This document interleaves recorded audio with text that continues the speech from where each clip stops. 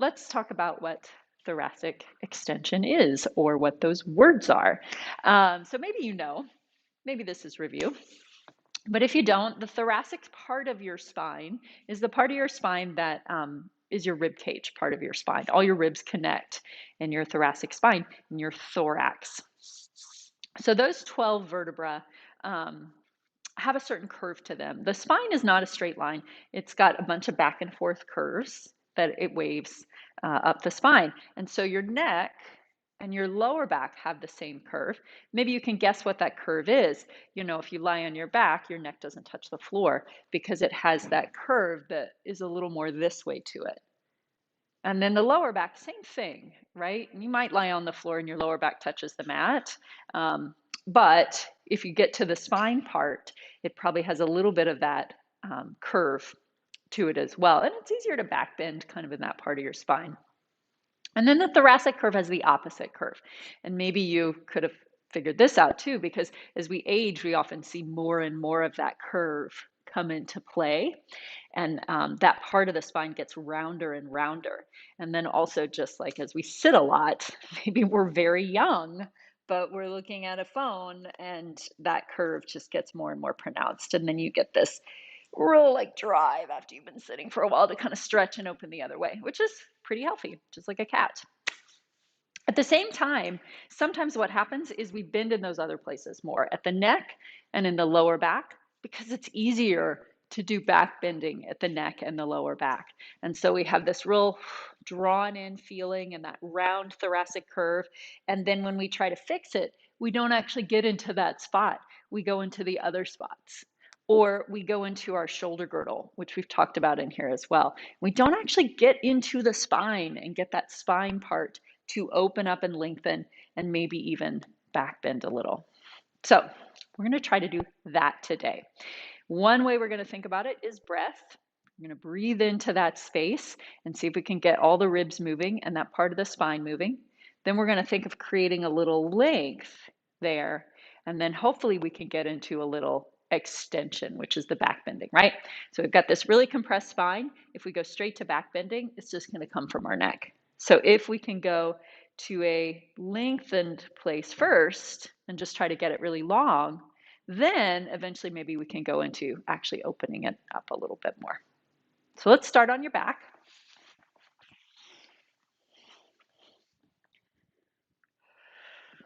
And set up with your knees bent, your feet flat, and just let your spine relax.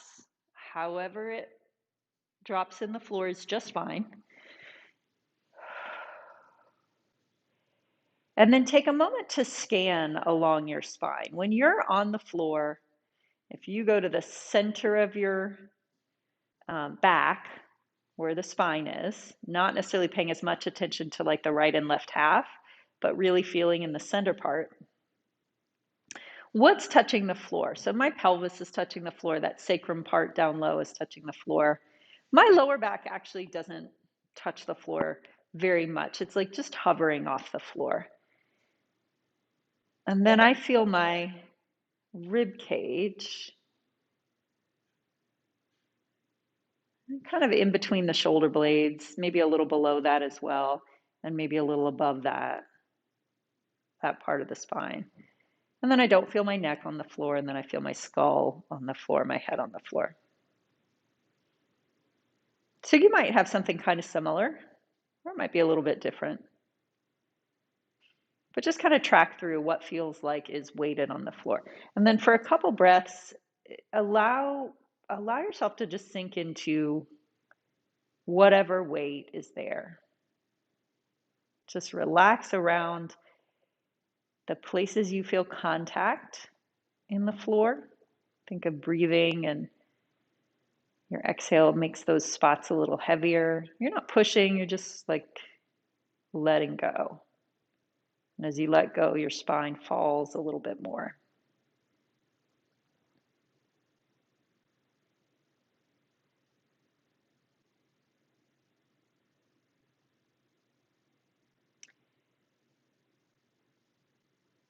And then go to the places that aren't touching the floor. And do the same thing. Now, again, you don't have to get them to press into the floor. So I mentioned my lower back and my neck are not touching the floor. I might also include my tailbone isn't really touching the floor. So I'm not going to push them down, but I'm going to do that same thing. I'm going to breathe around those spaces. I'm going to imagine relaxing and letting go at my neck and my lower back and my tailbone. And then I'm going to allow them to just fall. They're still not going to touch the floor, but they're going to be just heavy and giving into gravity.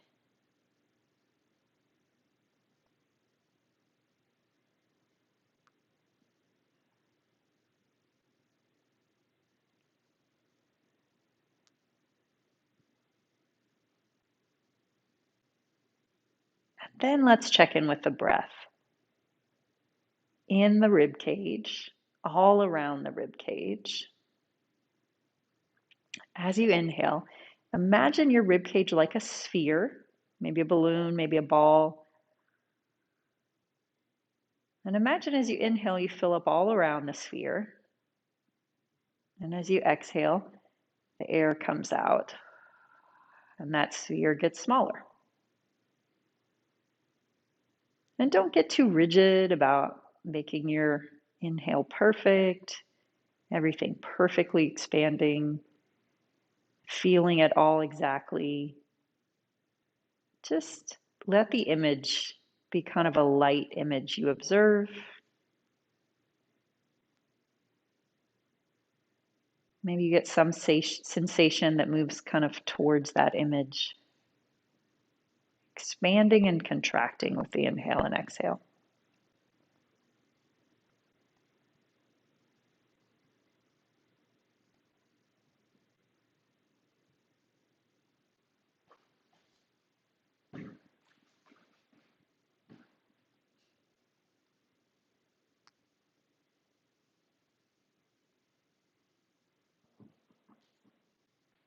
And you can observe, you can make a note of things here and there.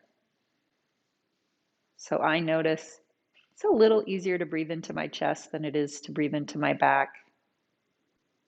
I also notice it's a little easier to breathe into the right side of my back than it is to breathe into the left side of my back.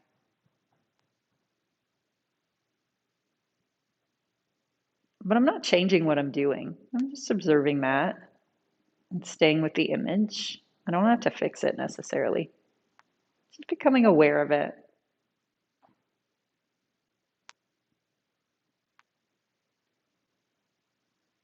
Sometimes my body will just like shift on its own. After a couple breaths one way, it'll kind of settle and it feels more even.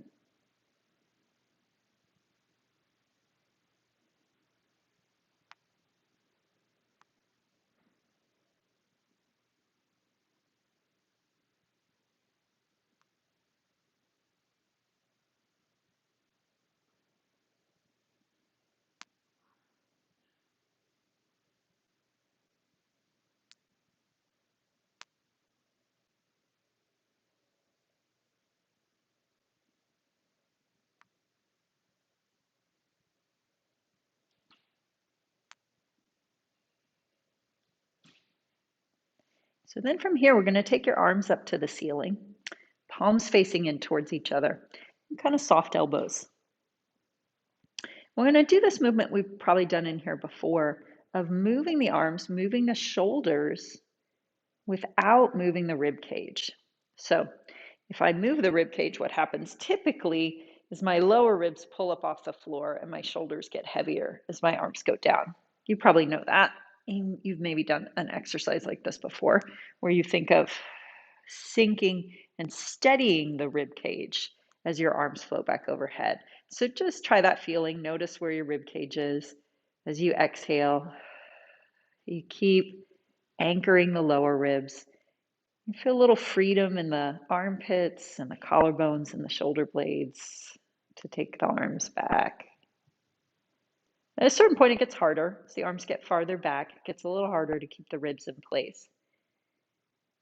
If it doesn't get harder to keep them in place, then your ribs probably are moving a little bit. So it's useful actually to just slow down, pay attention. a little earlier in the movement.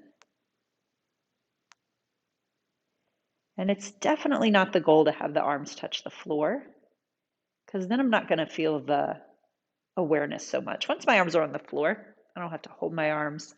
There's no relationship really between the lower ribs and the arms.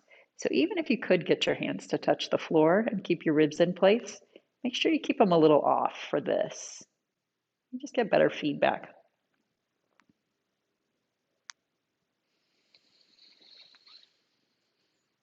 So now the next couple times we're going to do it, we're going to think about that thoracic part of the spine where the ribs are. Now maybe you can feel certain parts of that touching the floor, maybe some more easily than others. That's all okay. But we're going to imagine that C of the spine, right? If I'm on my back, that curve of the spine is kind of like a C. And as your arms reach back, you're just going to expand the C a little. You're going to take it from a lowercase c to a capital C. Now, you're not going to do anything, right? You're just going to exhale and imagine it getting longer. Imagine lengthening from the top of the rib cage to the bottom of the rib cage as the arms reach back. You might even feel that all the way through your neck and the top of your head. Maybe it feels like your chest gets longer from lower ribs to collarbones. And then back up. Just play with that image a few times. Exhale takes the arms over, and the thoracic spine lengthens.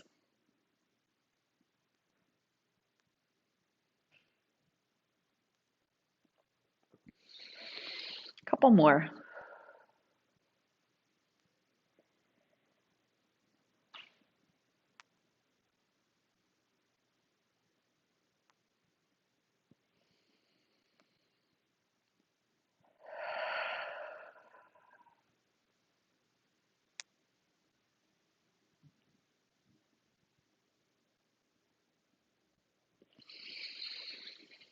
And then rest your arms down and take a couple breaths again, observing what you feel.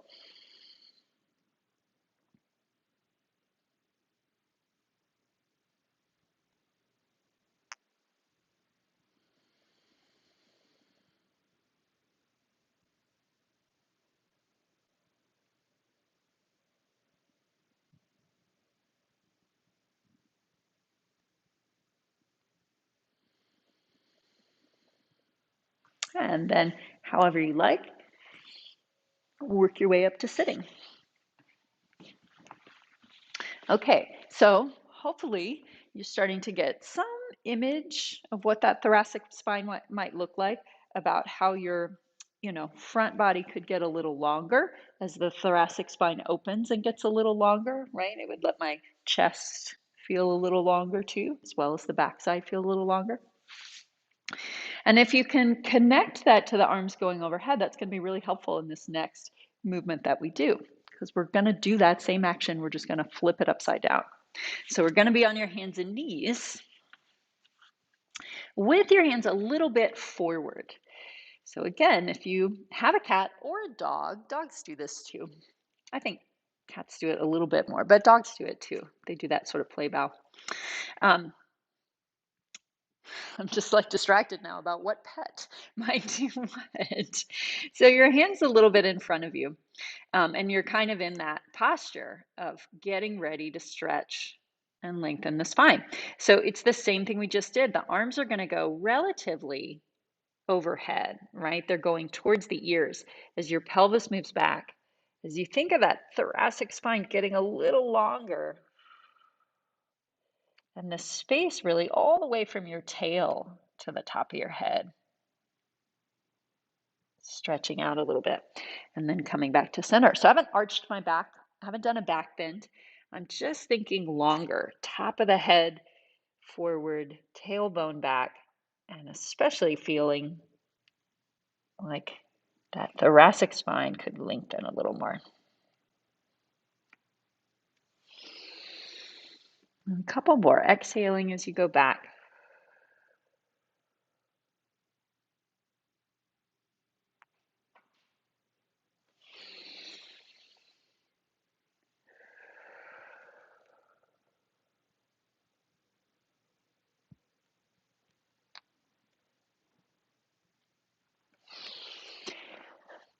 Now, maybe you're feeling that in your shoulders. I'm feeling it in my shoulders too. So that's just fine. I'm thinking about my thoracic spine. I'm noticing my shoulders opening up. That's great. They're connected, right? Might be a little easier to feel the shoulders than the spine. So then we could add in that feeling now of length first, and then a little bit opening the chest out, right? So then starting to look forward. So hands and knees, lengthening the spine as the tailbone reaches back. My butt isn't all the way on my heels. It's still a little bit off, so I'm having to hold myself. And then feeling like I could just let the collarbones come forward just a little and open up and look forward and out. And then coming back up. And this is part of that Kathy's Cats repertoire. Reaching back and then opening up the chest. I kind of send my tail up at the same time as I do it. And I'm really feeling my hands grounded. And forward. One more time.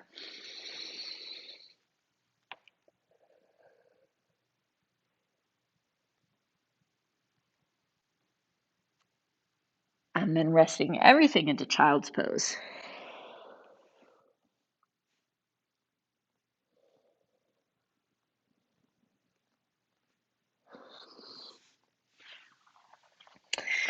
And then rolling up to sitting.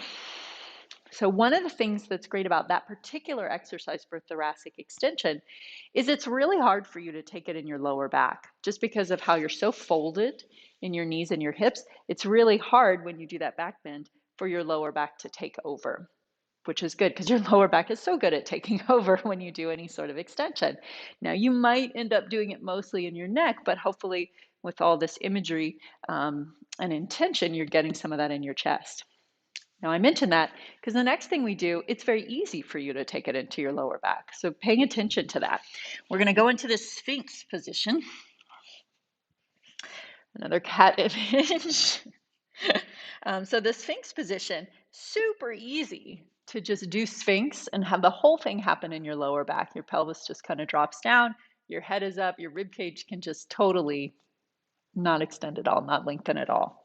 So the first thing we do is, nice good Pilates form. Lift the lower abdominals. And as you lift the lower abdominals, you'll feel the hip bones come off the floor. So the thighs are down, the pubic bone is down, but the hip bone right at the front is going to be up off the floor. Now, if the pubic bone comes off, my whole butt lifts. That's not the greatest. It's not really getting you what you need. We're going to leave the thighs down. We're going to leave the pubic bone down, but lift the belly and let the hip bones come off a little. Now that abdominal support I could feel up in my navel as well. That creates a little more length in my lower back, and I want to really keep that length. And then let's take your hands in a fist and press them down and actually almost go the other way. Go into that almost round position of your thoracic spine. And feel how the belly's really lifted. And then find the sense of length, like you just start to open. Your head comes into line with the rest of your spine. Your shoulders are down, you're pressing the fist. And then just like we did in the Kathy's Cats, feel like the collarbones start to float up. The chest starts to open. You look a little more out, but you're still keeping the belly really lifted. And maybe you can feel how that's a little bit of an awkward thing, that it's very often we take the chest out and the pelvis drops and the lower back drops. You're going to try to keep the lower back really long and the hip bones off, and then still lengthen out through the chest at the same time. And then let it all kind of relax down. Let's try the whole thing again. Earlier, I talked about the lower ribs drawing together at the lower ribs. I'm going to add that in this time. So, pressing a little bit with your fist, rounding your spine a little, looking down, lift the belly, lift the navel, draw the ribs together. Now, all that stays like it is as you find length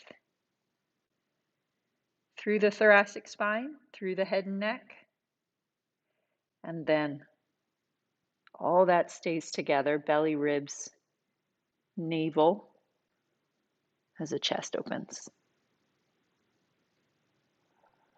A couple breaths.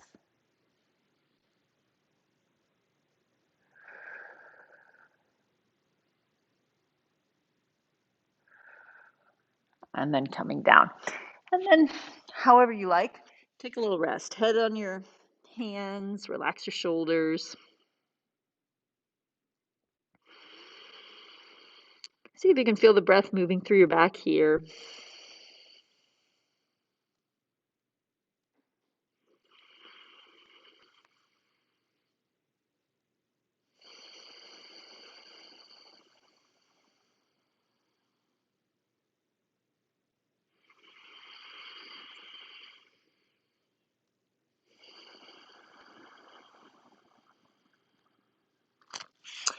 And then take your hands under your shoulders, push back to your hands and knees. And then we'll work our way up to standing. So however you like to do that, I'm going to come into a little squat and then extend the legs and then roll all the way up to standing.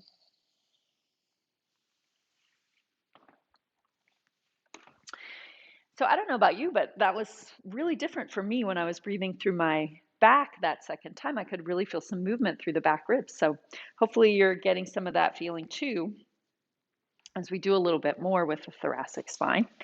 And also as you're just bringing more attention to that space. Sometimes it's just shifting your attention, being aware of it, your body becomes more responsive, which is nice. So I said something about having a towel or a strap. I have my kitchen towel ready. I'm going to hold the diagonal ends. I'm going to circle it up and then stand, sorry, holding the ends here. If you have a strap or you have a longer towel, you just want to hold a little wider than your shoulders. And then let's stand with your feet kind of open and turned out, your toes sort of turned out. Now we're going to add in a little bit of side bending, side to side. And the same thing, like still thinking about how the thoracic spine moves in that side to side.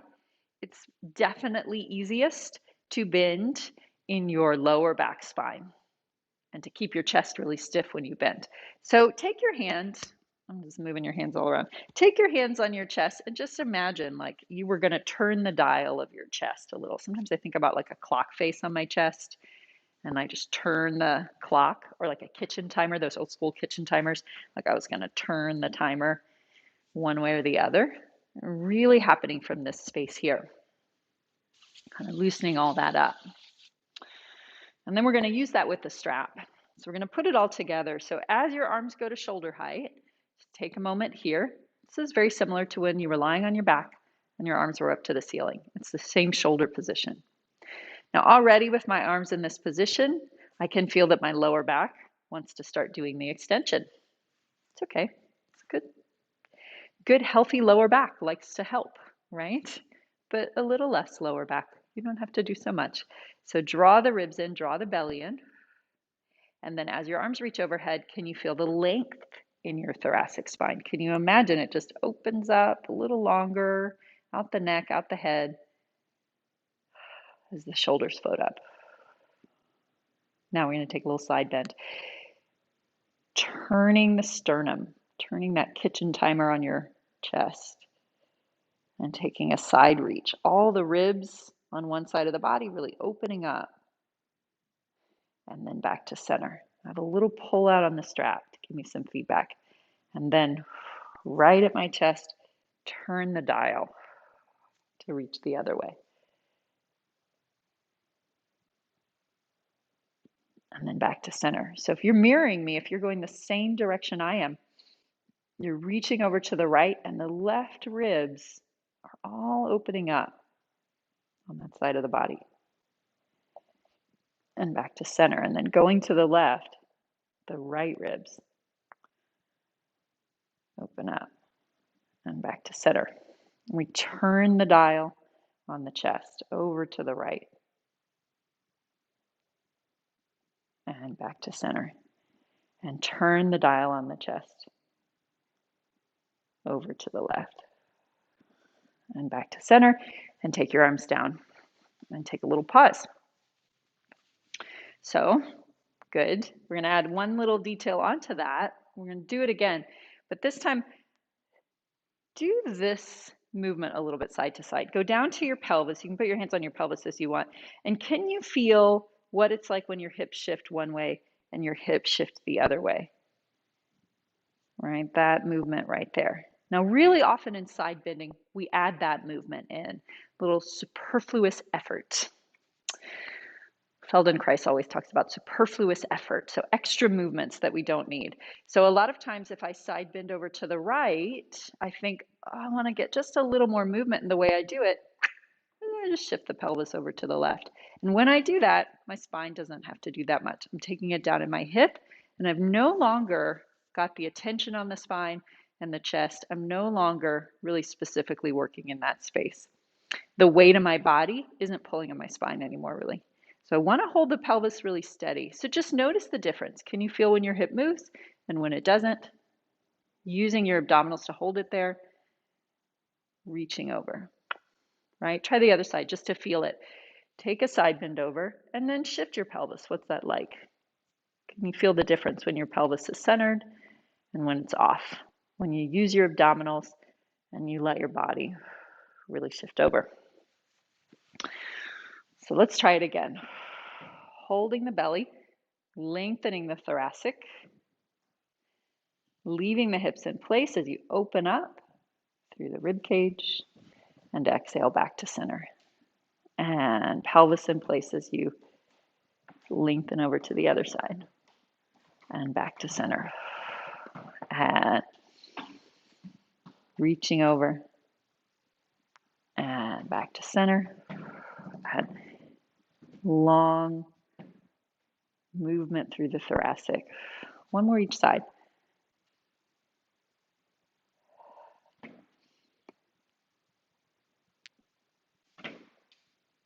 And back to center and lowering back down and rest. Yeah, so I'm really starting to feel this move around a lot. And you might think like, we didn't do that much, right? I'm not like working out really hard, but these movements can be really powerful, I think, and they can really open up spaces that allow you to do more with more ease. So when you work in that deeper way, sometimes it feels like you're doing less, but you get this nice range of motion that just makes everything a little easier as you get into other movements. If you want to go for a run later or something like that. Or even if you want to just like work out in your garden later, right? All this is more opened up. So that's my sales pitch at the end. And now I'm gonna see what Scott does with that. He likes a good sales pitch, so I think he'll go for it.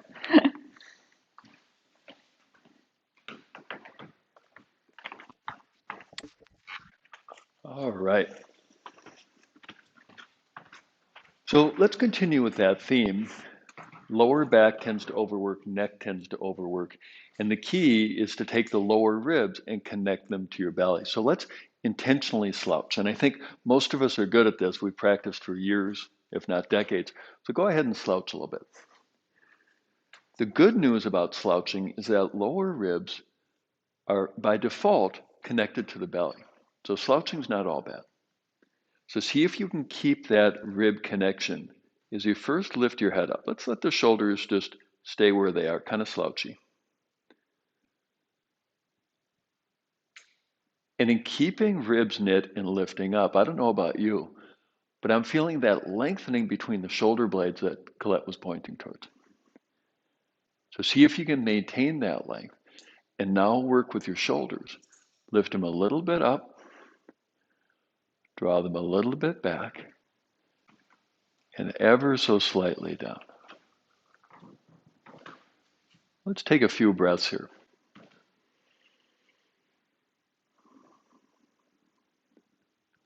So this theme of knitting the ribs, we're going to end up utilizing that theme and do some spinal twisting to help loosen the upper back loosen the upper back up a bit from a slightly different vantage point. So let's make our way to the floor. Keep your ribs knit. Lift your arms up. And see if you can keep your lower ribs and neck long. As you generate thoracic extension, you've already done this on the floor.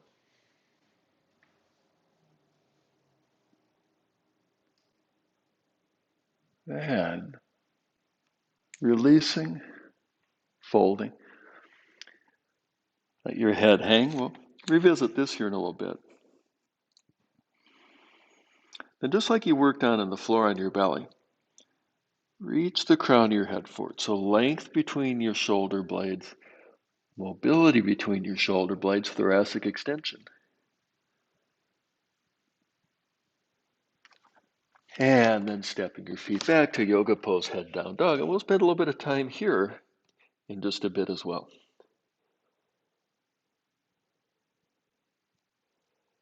Then come on down to your knees. And then bring your feet forward.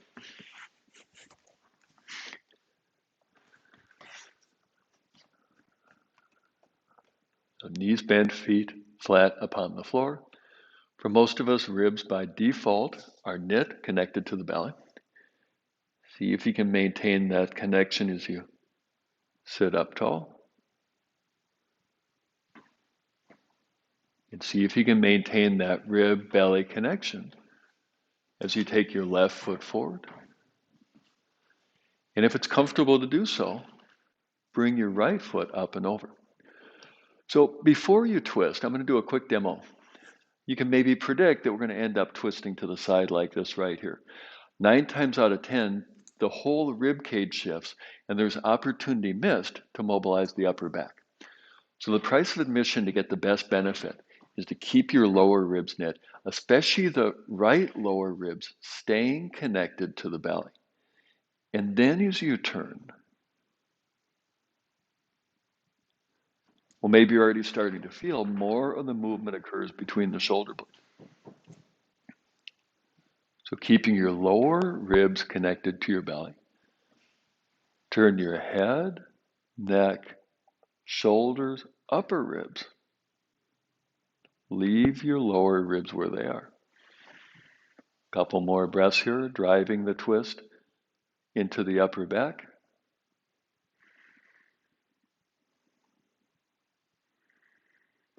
And then back toward the middle. Back to reset position, knees bent, feet flat upon the floor. Now right foot comes forward. If it's comfortable, bring your left foot up and over. What many people, if not most people, do is they turn from the upper belly. So now keeping your left lower ribs in particular connected to your belly. As you twist to your left. So lower ribs stay put. They don't really twist. Head, neck, shoulders, upper ribs do twist. And we'll take a few more breaths here. So twisting from your upper back is a complement to side bending from your upper back.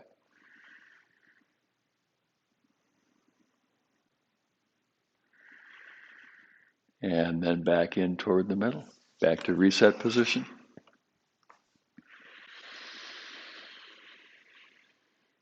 And first side again, left foot forward. Right foot either stays or comes up and over. So lower ribs stay connected. Twist sequentially. Few breaths here. I did a longer workout yesterday on the rowing machine, get some cardio in. And this mobilizing the upper back feels particularly good.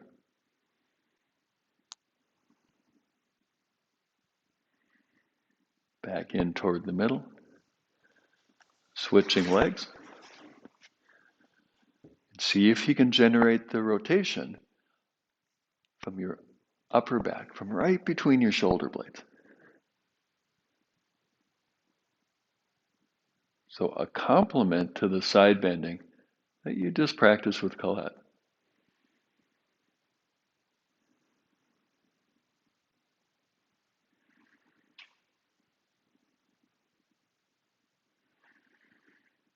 And then turning back toward the middle, releasing, and then taking your legs back to hands and knees. And back to yoga pose, head down dog. We'll take a few moments here.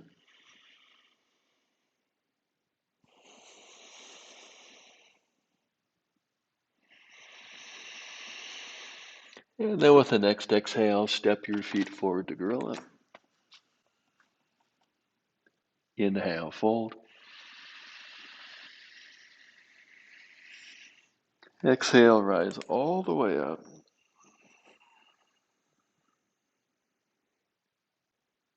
Inhale, arms down. So this is one of the reasons why a couple of years ago, I flipped the breathing around from everything I'd learned in yoga, which is always inhale, expand, exhale, fold. And I saw so many people taking the hit in their lower back and or their neck, and their upper back's getting stiffer and stiffer and stiffer. And upon further study, realized that if we reverse the breathing, it could help remedy that. Because the exhale, naturally the lower ribs connect. See if you can keep that connection as you inhale.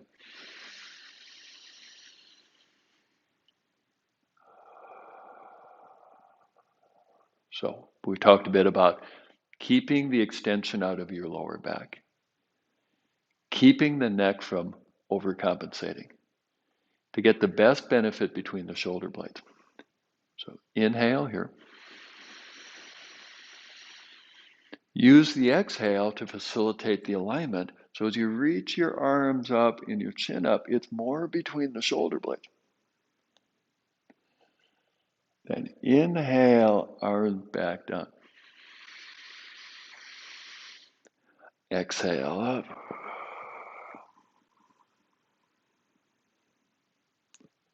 Inhale down. One more like that.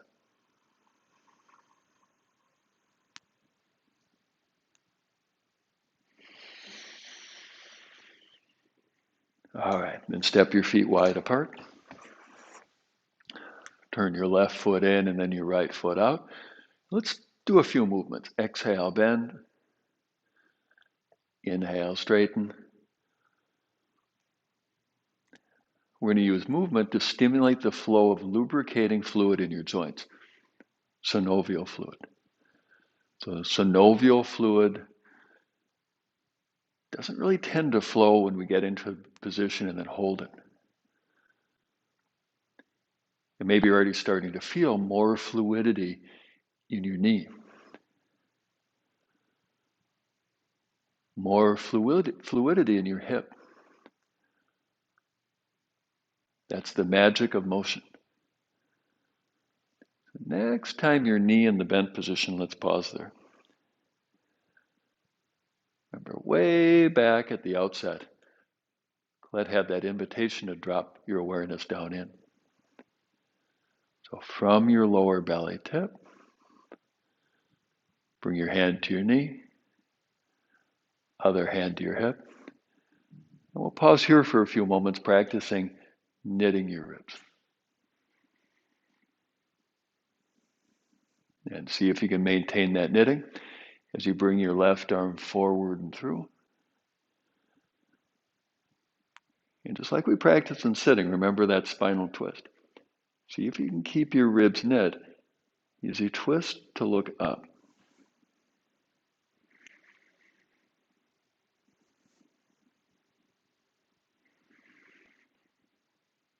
And then ride the next inhale up.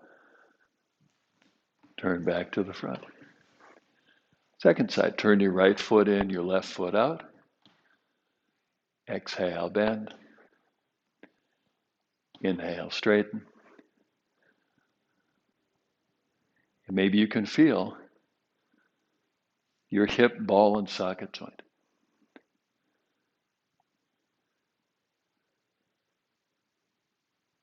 That the movements tend to become more fluid. Joints getting warmer, more lubricating fluid. Same with your knee and your ankle.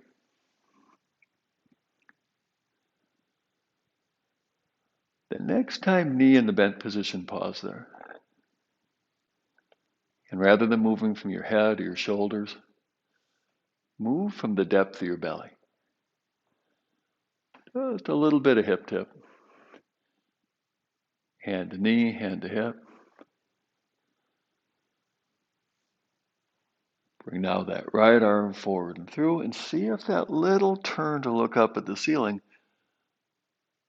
includes your upper back. Gentle mobilizing.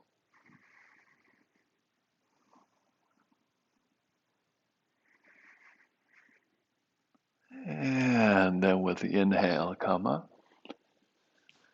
Turn back to the front. And then step your feet together. How's that feeling between your shoulder blades? So now we're going to work with some of my favorite techniques to create that length between the shoulder blades. So there was that great imagery earlier. Remember when you were on your backs, reaching arms overhead, about lengthening the upper back. So now we're going to use gravity to help us out.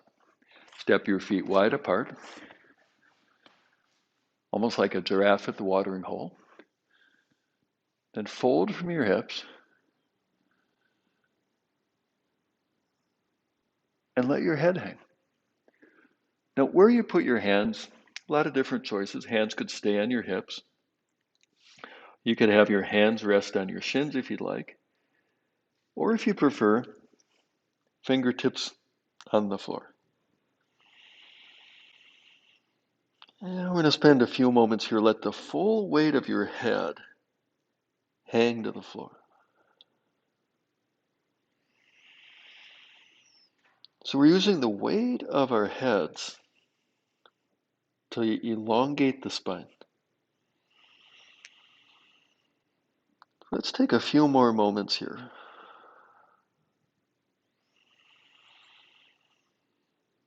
And then if you brought your hands down, return your hands to your hips. And see if you can keep the length in your spine as you roll up. Now remember, your blood pressure is really low right now because your head is below your heart. So come up nice and slowly. And see if you can maintain that length between your shoulder blades as you come up.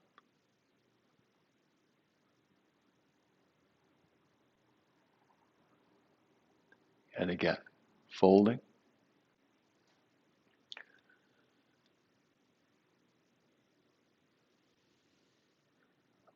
Let your head hang. And let the weight of your head fully receive the caress of gravity. And let that gentle caress organically release between your shoulder blades, releasing into lengthening. And if you've brought your hands down, return your hands to your hips. And then nurture that lengthening as you roll up.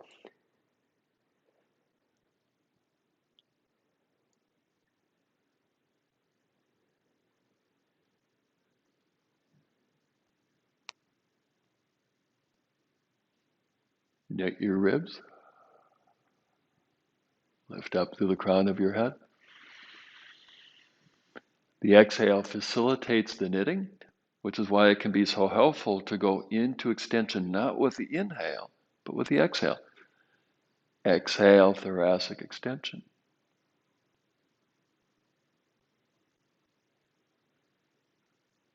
Inhale back to normal standing.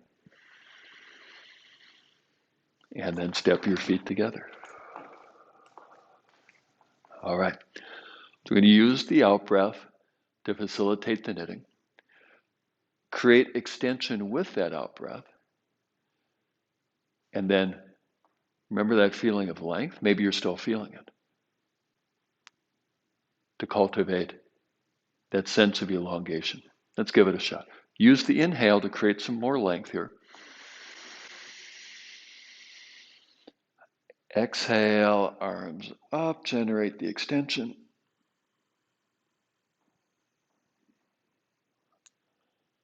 Inhale, fold. We'll pause here for a bit, let your head hang, just like we did before with the legs apart. Now with your legs closer together, let your head hang. Let the weight of your head nurture a lengthening in your upper back.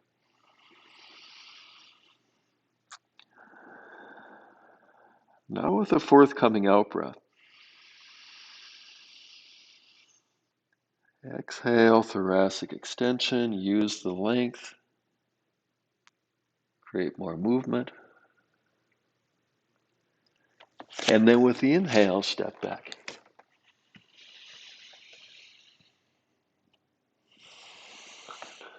So head down dog, we can once again utilize the weight of the head to release upper back, to create space, to create length in upper back. And the other thing that goes on here is the neck, by default, is also in length. So with the next out breath, generate thoracic extension, not from your lower back, not from your neck. I sometimes call this the alternate upward facing dog pose. And we'll take a few breaths here. Gaze a little bit forward.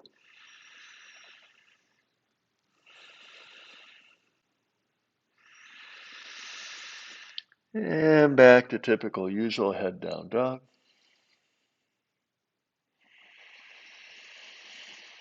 And then coming down to your knees and all the way onto your back.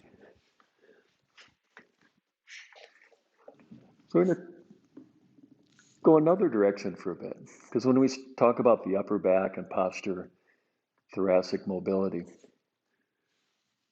at some point we have to talk about the pelvis, don't we? So Collette mentioned a little bit, a tendency for hips to kind of slide side to side. Well, the other side of that coin is tightness in the front of the pelvis tends to be related or correlated to tension in the upper back. So to help release the fronts of your hips, moving into shoulder bridge.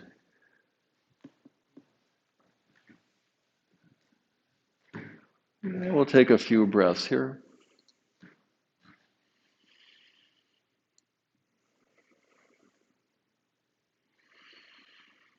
And then come on down.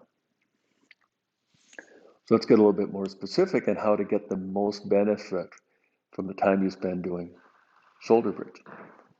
Take your pelvis, posteriorly rotate your pelvis,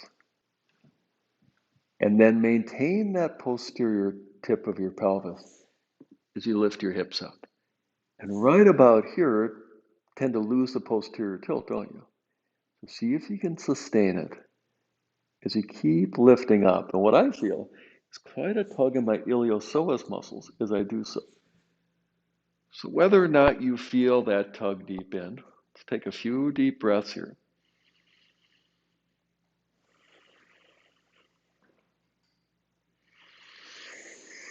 Then maintain that posterior tilt as you come on down. Few breaths here. Let's do that one more time. Last one. Posterior tilt. Maintain the posterior tilt as you lift up.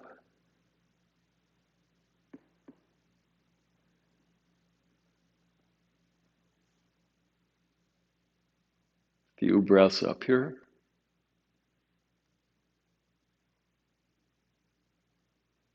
And then slowly coming down.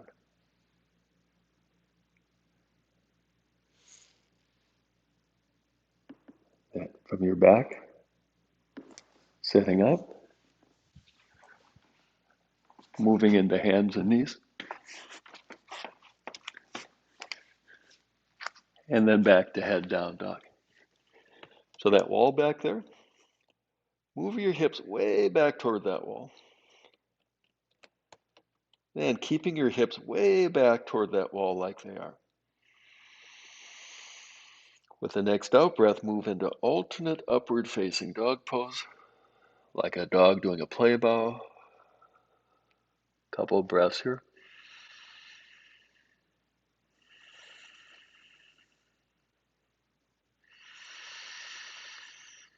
And back to head down dog. Exhale, gorilla.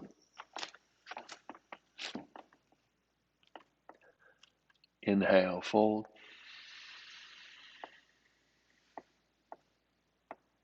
Roll all the way up. See if you can keep that length in your spine as you roll up. All the way culminating, arms up, chin up.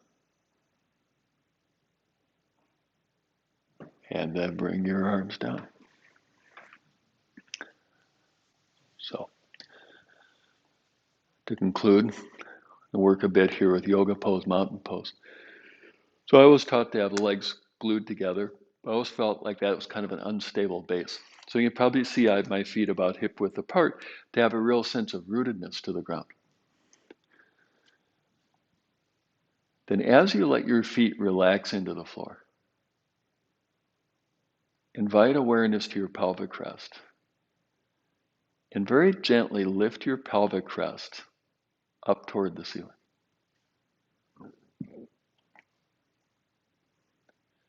As pelvic crest lift up, let your legs flow down. And that's going to be related to creating more length in your iliopsoas muscles like we did in the bridge. Now as you create length in the front of your pelvis, now invite awareness to your lower ribs. Use the out breath to connect them. Keep that connection as you lengthen your upper back to lift your head up.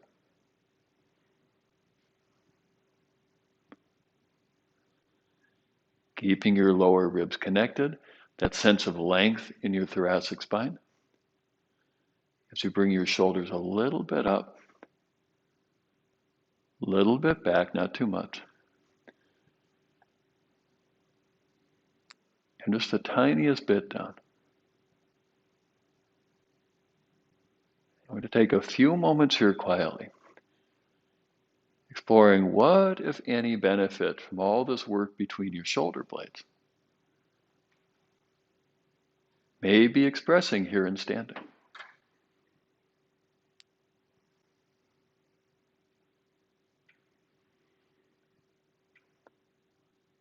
All right. So now, most important thing for your long-term joy of movement, ease and posture, is right now to trust that your body is going to remember what's useful and it's going to forget what isn't useful. So now shake it out a little bit.